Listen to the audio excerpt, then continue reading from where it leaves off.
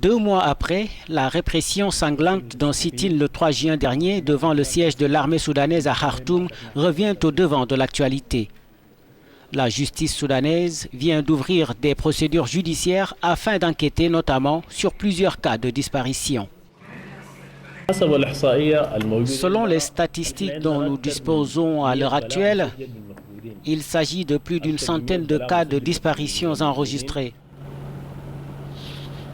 Près d'une quarantaine ont été retrouvés dans divers hôpitaux et théâtres et 3 décès enregistrés. À cela, il faut ajouter 11 cas qui font actuellement l'objet de procédures judiciaires. Et les contestataires peuvent compter sur le soutien des États-Unis. Washington demande une enquête indépendante afin que les responsables de la tuerie paient pour leurs crimes.